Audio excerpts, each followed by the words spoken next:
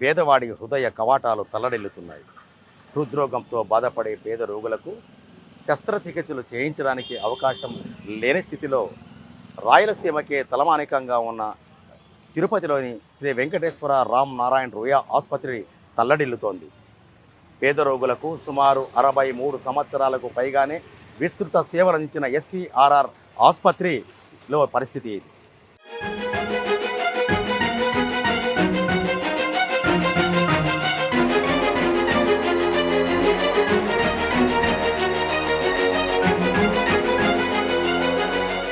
తిరుపతి కేంద్రంగా ఏర్పాటు చేసిన ఎస్వీఆర్ఆర్ హాస్పిటల్ని 1959 ఏప్రిల్ 10వ తేదీ మొరార్జీ దేశాయ్ శంకుస్థాపన చేస్తే 3 ఏండ్ల కాల వ్యవధిలోనే 1962 సెప్టెంబర్ 24వ తేదీ ఈ ఆసుపత్రిని లాల్ బహదూర్ శాస్త్రి అత్యంత ఘనంగా ఈ ఆసుపత్రిని ప్రారంభించారు. ఈ ఆసుపత్రికి రాయలసీమ జిల్లాలతో పాటు నెల్లూరు, అలాగే పొరుగున ఉన్న కర్ణాటక, తమిళనాడు నుంచి కూడా హృద్రోగంతో బాధపడే రోగులు అధికంగా వస్తుంటారు. ఆ వివరాల్లోకి వెళ్లే ముందు తిరుపతి రుయా హాస్పిటల్లోని కార్డియాలజీ విభాగం పరిస్థితి ఎలా ఉందో ఒకసారి చూడండి.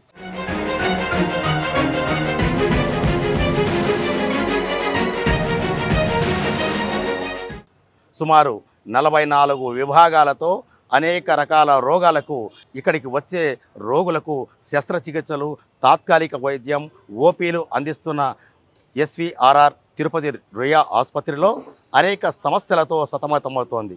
దీనికి సంబంధించి ప్రధానంగా పేదవాడి గుండె కొట్టుకుంటోంది. శస్త్రచికిత్సలు చేసి ప్రాణాలు కాపాడాల్సిన ఈ ఆసుపత్రిలో సుమారు 20 సంవత్సరాల నుంచి కార్డియాలజీ డిపార్ట్మెంట్ మూతపడింది. ఇక్కడ వైద్యులు అందుబాటులో లేని పరిస్థితి అనడం కంటే ఖాళీలు వెక్కిరిస్తున్నాయి. ఏ సందర్భంలో ఒక అసిస్టెంట్ ప్రొఫెసర్ మాత్రమే ఇక్కడ అందుబాటులో ఉంటే రాయలసీమలోని అనేక ప్రాంతాల నుంచి వారానికి 3 రోజుల పాటు నిర్వహించే ఓపీకి 500 మంది వరకు రోగులు వస్తున్నారు. వీరిలో సుమారు 100 మందికి పైగా అడ్మిట్ చేయడానికి తిరుపతి రుయా హాస్పిటల్లో వసతులు అందుబాటులో లేని పరిస్థితి. దానికి ప్రధాన కారణం కార్డియాలజీ విభాగం మూతపడిన నేపథ్యంలో క్యాజువాలిటీ వద్దే మెడిసిన్ డిపార్ట్మెంట్లో 10 పడకలు ఏర్పాటు చేశారు. అక్కడ వారికి స్వాంతన కలిగించి అవసరమైన తాత్కాలిక చికిత్సలు మాత్రమే అందిస్తున్నారు. ఈ విషయం పైన తిరుపతి ఎస్వీఆర్ఆర్ ఆసుపత్రి సూపరింటెండెంట్ ఏమంటున్నారో ఒకసారి ఆమె మాటల్లోనే వినండి. కొన్ని డిపార్ట్మెంట్లో మాత్రమే కొంచెము తక్కువ ఉన్నాయి. అవి కూడా మనం గవర్నమెంట్కి చాలాసార్లు రిప్రజెంట్ చేశాము. దాని మీద కూడా గవర్నమెంట్ చాలా స్పందిస్తుంది. వీలైనంత త్వరలో అవి కూడా క్లియర్ చేసేదానికి ఒప్పుకున్నారు. చూడాలి, అది మరి తప్పకుండా జరుగుతుందని. Especially cardiology building. So cardiology బిల్డింగ్కి మనకి బిల్డింగ్ చాలా సంవత్సరాల నుంచి మూసేస్తున్నారు. దాదాపు 10 నుంచి 12 సంవత్సరాల వరకు. దాన్ని డెమాలిష్ చేసి కొత్త బిల్డింగ్ కట్టాలని నేను మన గౌరవనీయులైన చంద్రబాబు నాయుడు గారికి కూడా ఈ మధ్య నారావారిపల్లికి వచ్చినప్పుడు ఒక రిప్రజెంటేషన్ ఇచ్చాను. సార్ కూడా చాలా స్పందించారు, చేస్తామని కూడా చెప్పారు. అది కానీ వస్తే నిజంగా మన రాయలసీమ పేద ప్రజలకు ఎస్పెషల్లీ కార్డియాలజీ డిపార్ట్మెంట్ చాలా బాగా ఇంప్రూవ్ అవుతుంది. దీంతోపాటు మనకి ఈ ఆంకాలజీ క్యాన్సర్ పేషెంట్లకు సంబంధించి కూడా మనకి surgery department, medical department, radiation department 3 assistant ప్రొఫెసర్లు చాలా ఉత్సాహంగాను, చాలా యంగ్ డాక్టర్లు కాబట్టి చాలా బాగా చేస్తున్నారు. కానీ మనకు రేడియేషన్ యూనిట్ లేదు. ఇది కూడా మనము గవర్నమెంట్కి రిప్రజెంట్ చేశాము. గవర్నమెంట్ తాలూకా సంబంధించి కూడా దీనికి కూడా పూర్తిగా సహకరించేటట్టే మనము రిప్రజెంట్ చేశాము. ఇవి 2 కూడా ఈ రేడియేషన్ ఆంకాలజీ కానీ తర్వాత కార్డియాలజీ కానీ వస్తే మన రోయా హాస్పిటల్ కూడా స్విమ్స్ హాస్పిటల్ లాగా on par with SVIMS hospital లాగా ప్రజలందరూ కూడా దీన్ని ఉపయోగించుకోవచ్చని ఆశిస్తున్నాను. మామూలుగా ఓపీ పేషెంట్లనైతే అడ్మిట్ చేస్తున్నాము. తర్వాత ఎమర్జెన్సీ మెడికల్ ఎమర్జెన్సీ అయితే కార్డియాలజీకి ఒక 10 బెడ్లు మెడికల్ డిపార్ట్మెంట్లోనే ఇచ్చి ట్రీట్ చేస్తున్నారు. మాకు కార్డియాలజిస్ట్ ఒక అతను ఉన్నారు, అతనికి ఒక అసిస్టెంట్ సివిల్ అసిస్టెంట్ సర్జన్ ఉన్నారు. సో ఫుల్ టైం వాళ్ళు మెడికల్ పేషెంట్స్ని అయితే ట్రీట్ చేస్తున్నారు. యాంజియోగ్రామ్లు, స్టెంట్లు వేయాలంటే మా దగ్గర ఫెసిలిటీ లేదు కాబట్టి మేము స్విమ్స్తో ఎంఓయూ తీసుకొని స్విమ్స్ హాస్పిటల్లో వారానికి 2 రోజులు 3 రోజులు ఆయన ఎప్పుడు వాళ్ళకి స్లాట్ ఇస్తే అక్కడికి వెళ్ళి చేస్తున్నారు. ఇంకా పెద్ద సర్జరీలు అంటే మాకు ఇంకా అంత ఎక్విప్మెంట్ లేదు, అంత ఓటీస్ లేవు. సో కార్డియోథొరాసిక్ డిపార్ట్మెంట్ కూడా, హార్ట్ ఆపరేషన్లు చేసే డిపార్ట్మెంట్ కూడా ఉంది. ఒక ప్రొఫెసరు, ఒక అసిస్టెంట్ ప్రొఫెసర్ ఉన్నారు, కానీ మాకు థియేటరు ఎక్విప్మెంట్ లేదు. సో అవి వస్తే డెఫినెట్గా ఫుల్ ఫ్లెడ్జెడ్గా అది కూడా మేము స్టార్ట్ చేయొచ్చు. మాకు రాయలసీమతో పాటు నెల్లూరు, తమిళనాడు, కర్ణాటక ప్రాంతాల నుంచి కూడా ఎక్కువ మంది హృద్రోగంతో బాధపడే రోగులు వస్తున్నారు. వారికి తాత్కాలికంగా ఈసీజీ, ఎకో టెస్ట్ మాత్రమే చేసి ఇక్కడ వస్తువులు అందుబాటు లేని స్థితిలో శ్రీ వెంకటేశ్వర మెడికల్ సైన్సెస్ అంటే టీటీడీ నిర్వహిస్తున్న సిమ్స్ ఆసుపత్రికి రెఫర్ చేస్తున్నారు. ఇక్కడికి వెళ్ళడం పెద్ద సమస్య కాదు, కానీ అక్కడ ఎకో టెస్టింగ్ కానీ లేదంటే స్టంట్ వేయించుకోవాలంటే కనీసం 50,000 నుంచి ₹1,00,000 భరించాల్సిన పరిస్థితి ఏర్పడుతోంది. పేదవాడికి గుండె జబ్బు వస్తే ఈ కాస్ట్లీ వైద్యం చేయించుకునే వెసులుబాటు ఉందా లేదా అనేది పాలకులు ఆలోచన చేయాల్సిన అవసరం ఉంది.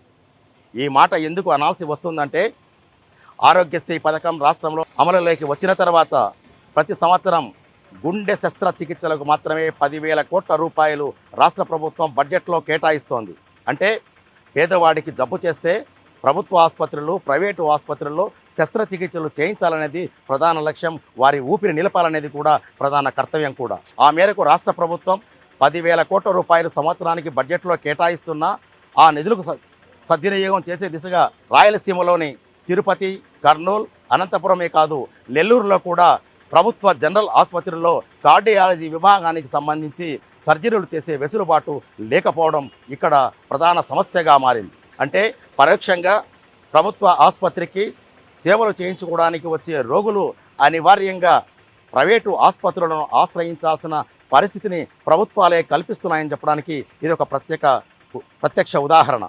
అంటే తినడానికి ఇంతో దయనీయ స్థితిలో ఉండే పేద రోగులు తిరుపతి రుయా ఆసుపత్రికో లేదంటే కర్నూలు, అనంతపురం జనరల్ హాస్పిటల్కి వెళితే అక్కడ కార్డియాలజీ విభాగానికి సంబంధించి శస్త్రచికిత్సలు చేసే సదుపాయం లేని స్థితిలో వీరి పరిస్థితి ఏమిటి అనేది అగమ్యగోచరంగా మారింది. ఈ పరిస్థితుల్లో తిరుపతిలోనే కార్డియాలజీ విభాగానికి ప్రత్యేకంగా భవనం నిర్మించాలని ఇటీవల నారావారపల్లికి వచ్చిన ముఖ్యమంత్రి నారా చంద్రబాబు కూడా వినతి పత్రం సమర్పించానని ఎస్వీఆర్ఆర్ ఆసుపత్రి సూపరింటెండెంట్ డాక్టర్ జ్యోతి చెప్తున్నారు.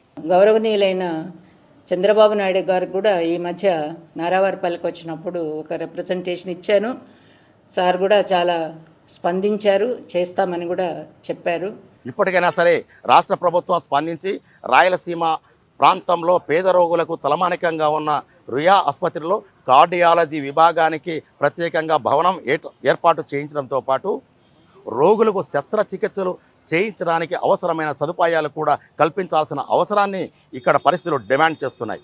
సుమారు 62 సంవత్సరాల సుదీర్ఘ ప్రస్థానంలో ఎందరో పేద రోగులకు ప్రాణాలు నిలిపి సర్జరీలు చేసి కాపాడిన వైద్యులు నిస్సహాయ స్థితిలో ఉండాల్సిన పరిస్థితిని ప్రభుత్వం కల్పించింది అని చెప్పడంలో ఏమాత్రం సందేహం లేదు. అంటే తిరుపతి రుయా ఆసుపత్రిలో సుమారు 40 నుంచి 45 ఆపరేషన్ థియేటర్లు అందుబాటులో ఉంటే ఈ ఆపరేషన్ థియేటర్లో హృద్రోగానికి సంబంధించి పరీక్షించే ఒక పరికరం మాత్రమే ఉంది.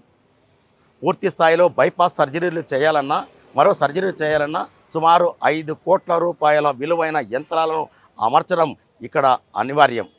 ఆ పరిస్థితి ఈ 60 సంవత్సరాల ప్రస్థానంలో ప్రభుత్వాలకు గుర్తు రాకపోగా ప్రత్యేకంగా తిరుపతి పార్లమెంటు నుంచి ప్రాతినిధ్యం వహించిన పార్లమెంటు సభ్యులందరూ డాక్టర్లే.